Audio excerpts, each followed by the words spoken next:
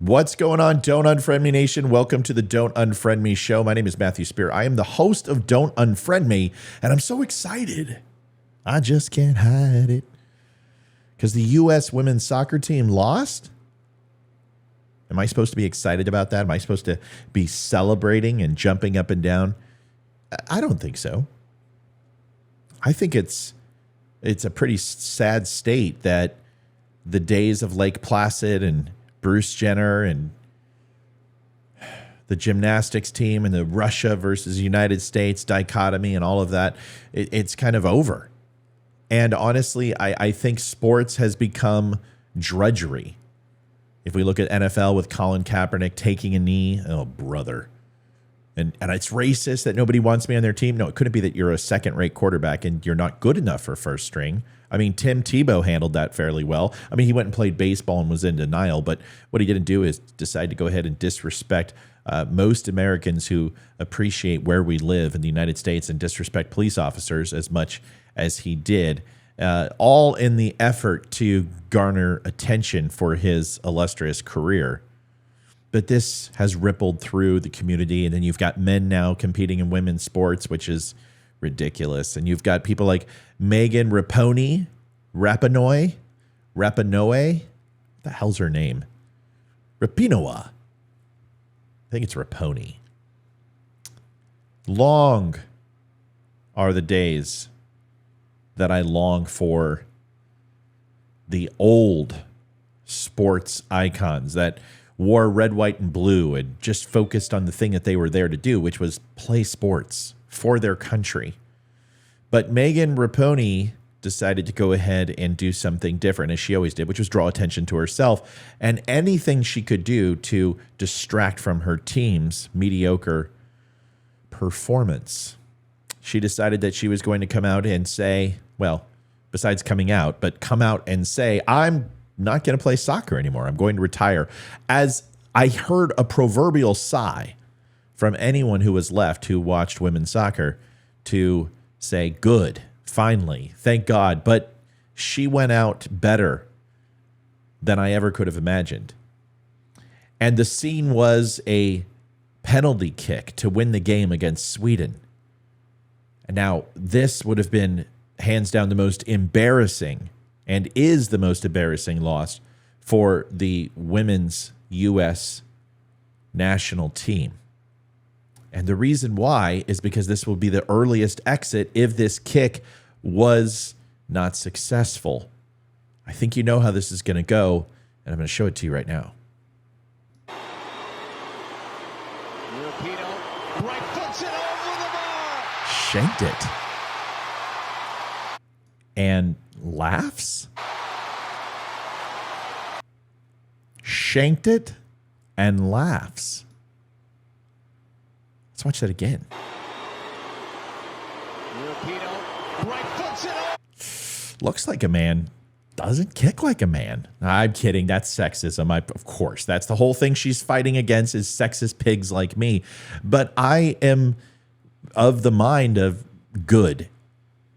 Good. Because maybe, just maybe, at the end of her career, what she knew at the beginning of her career that was lost in the middle of her career will come back to her, that you were there to play soccer. You were there to make that kick. You want equal pay. You want more than equal pay because based upon the attendance and the actual attention that you get from females playing sports, it's less than men playing sports. That's just the way it is. And if women truly cared about sports, women would actually show up to these things. But alas, they didn't. She missed the kick. And instead of dropping to her knees in tears, which later came, or shock or disbelief, my thoughts are that the number one feeling that she had at that time was embarrassment. Here are her words after the kick missed around the world. Yeah, it's a tough one, and there's just some dark comedy in me missing a penalty in my last game ever. So, yeah. Because I was saying with the smile, I mean, was that just pretty much a message that that's football, that's life, things happen? I mean, that's a sick joke. That's just like, Yeah, I mean that's a sick job. I can't believe that. I never even hit them over ever when they're saved. So yeah, I mean that's just how it goes. Surely the future's in great hands. Yeah, Wow, future that's is a in absolutely great that's a hands, you know. fantastic recap of what didn't happen. She missed it. There's nothing funny about it.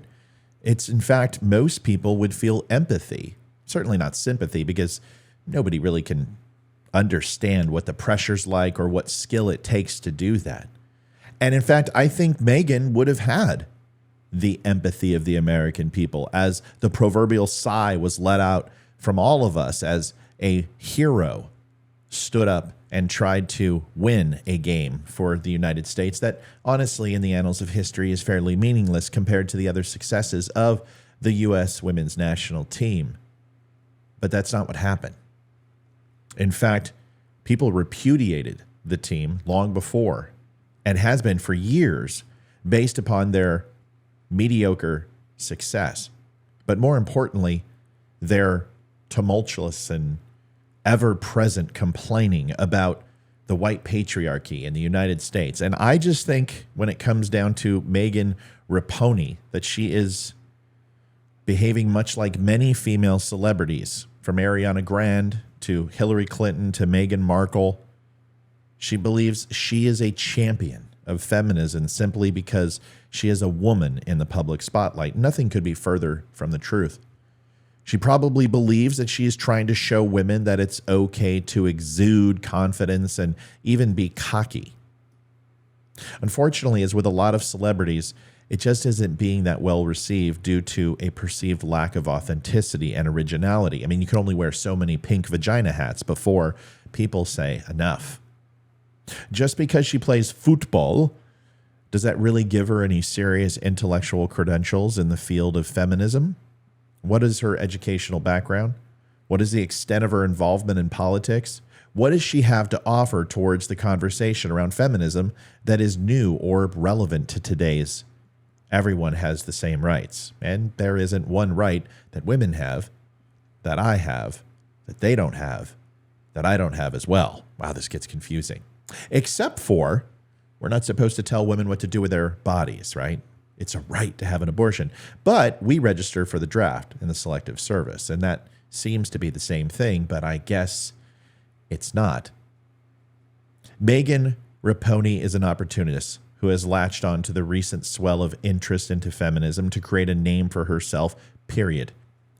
Women have been playing football for a long time now, and doesn't she know that all we want her to do is use her feet to kick rather than put them in her mouth? I also think that she hasn't helped herself by being so unbelievably arrogant. In interviews, she comes across as obnoxious, defensive, and a little aggressive in her rhetoric. Now, people are going to say, why can't a woman do those things? Look at LeBron James. Right. I do. And I don't like when he does it either. Humility is an amazing thing. Listen to Gretzky. Listen to Jordan. Listen to Bird. And although they had swagger, and although they could be pompous at times, there's something very different about being overly defensive. And the manufactured outrage isn't palatable. She espouses the same tired down with the white patriarchy horseshit that has been dividing communities across the West over the last few years. And being a feminist isn't just about having a short dyed hair and unpleasant attitude. Real feminists are educated about history and politics. They show their feminism through their everyday actions, be it advancing in a career, raising children without the help of a father, or with defending themselves from misogyny, behavior that is unacceptable, and making strides in all types of fields, whether it be medicine or music or literature or anything else. Being a loudmouthed, angry person with an unhealthy attitude towards men does not make one a feminist. Just like being a loudmouthed, angry, big Republican doesn't make me Rush Limbaugh, but a little closer to the mark.